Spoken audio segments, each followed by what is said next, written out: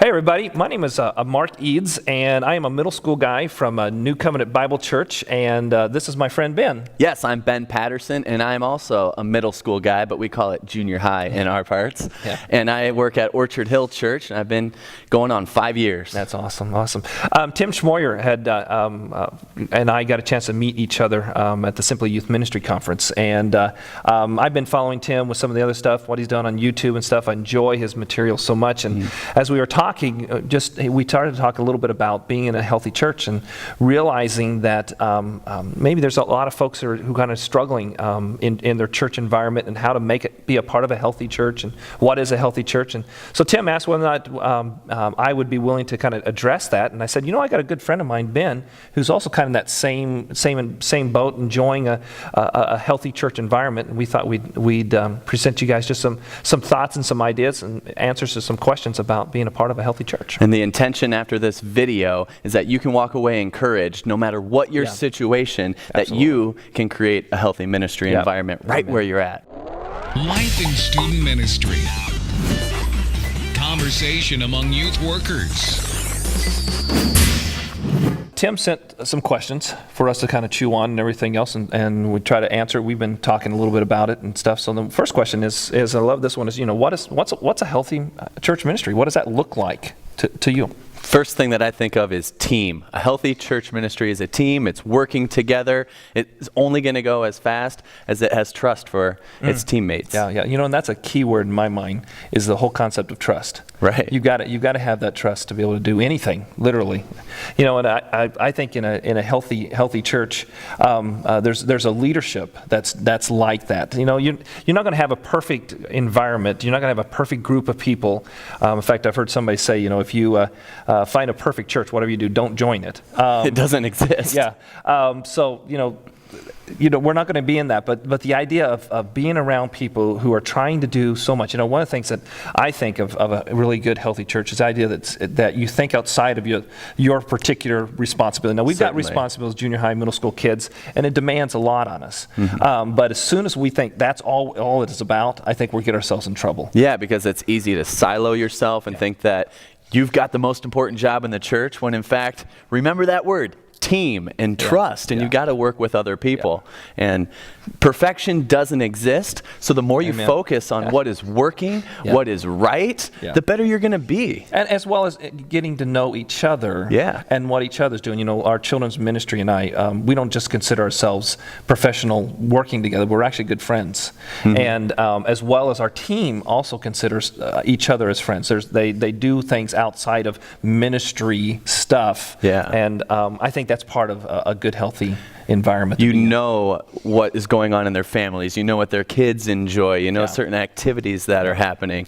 And you recognize you're able anniversaries, and happy birthday, and those kind of simple things. And you even have those hard conversations because that's what friends do. We just got done going through a book called Crucial Conversations. And it's not a Christian book, but a great book that we were using about that idea, just the idea of importance of having conversations and not siloing yourself, as you were talking about earlier. So, a healthy environment, I think, is key to being in a healthy church. So what makes it, what kind of environments are we talking about? Well, I think first and foremost, it's not about numbers, ever. That just puts undue pressure. That's like continually walking around with barbells on your chest and weighing you down. So it's not about the numbers. The interesting thing about that, though, that is a measuring tool. Yeah, it's attention, though. We have to be, I think that's exactly right. It shouldn't be the end all. Exactly. But it is something that I think we need to be sensitive to, but not letting it control or dictate how ministry happens. And I think as soon as it does, that's when you become unhealthy. Certainly, and what I've observed about the healthy church environment that we have here at Orchard Hill is I have the authority to make decisions in my ministry. My senior leadership has said, Ben, we trust you. If you want to change something up, you don't need to come to us to get permission. We've given you the authority to go over and do it. And I add to that, it's just I want to keep my leadership informed what I'm thinking about. Yeah, and I think that's important too. Is that I'm thinking about changing, and I need to make some tweaks here, or I might be dealing with a sacred cow, if you will. Right. And I'm thinking I might sacrifice that thing, but I'm not going to just immediately go and do that without at least communicating with them and letting them know. Say, hey, I'm thinking about this. What do you guys think? Getting input and feedback into that. Guaranteed. It's a dance that you have to do together, because the first thing that I'm going to do is say, thanks for that authority. Now, what's your opinion on this? And then the follow-up step, the authority to act, and then the accountability factor. Often, I go way too fast in my ministry, and a year goes by, and I'm thinking, man, what came of this event last year? Because I didn't take time out after the event a year ago to pause and ask those accountability questions. How did we turn out on the budget? How did students respond to it? Are we on track with what we're doing? And sometimes I think that's where that leadership over us is giving us that, okay, I need at least, might be not asking those specific questions, but I think we need to be able to give those kind of things. Again, I think it becomes a healthy church. They realize where we're going, what's happening. And again, they see things, probably our senior pastor, our senior leadership sees things bigger than we do. Certainly. And so it's important, hey, here's what we're doing, here's how things are going. A great example of relationship and being in an environment, it's like for us at New Covenant, our senior pastor looks a year ahead as to what he's planning to preach and that kind of stuff. And then I look at, okay, what's some natural things that we've done in the middle school ministry that he might be able to use as a tool or as an illustration or something like that in his messages that are coming up. And I think that's where that collaboration and that environment can be so helpful. And create synergy between your senior leadership and your youth director leadership. Yeah, absolutely. As well as there's not a side swipe. They're not, if a parent calls up and they kind of go over our heads suddenly saying, hey, what's going on with X, they know. They can be able to at least address, and they're not surprised by it.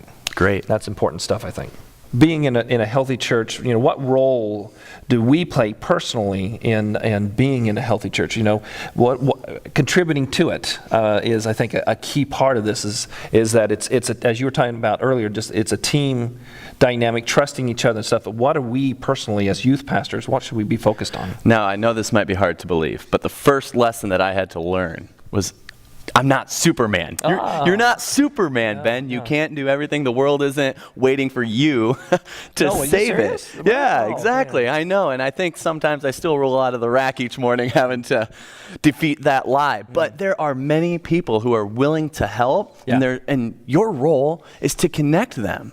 To get them connected with your ministries, be looking outside of your own walls to get people interacting and helping grow the faith of students. Yeah, one of the big things is I love to be able to do is that when we got recruitment going on, or I'm talking with somebody about middle school ministry, and as I'm listening to their passions, their joys, I find out they're not middle school ministry. This is not this is not it. But what I hear, since I've had relationships with other guys, you know what? Let me get you connected with the children's pastor, because you know what you're sharing to me sounds so much like what I've heard from him. And so let me get you plugged in there. And the cool thing is that as a team, and we're doing that in a healthy environment, the children's pastors come to me and say, hey, dude, I've got this great guy. I need to introduce you to him, because you know what? Middle school ministry is where he fits. Yeah. And doing that kind of stuff, I think, is where I think it's important that we know each other. You were talking about, to me, you're talking about Ephesians 4, that whole idea of equipping the saints to do the work of the ministry.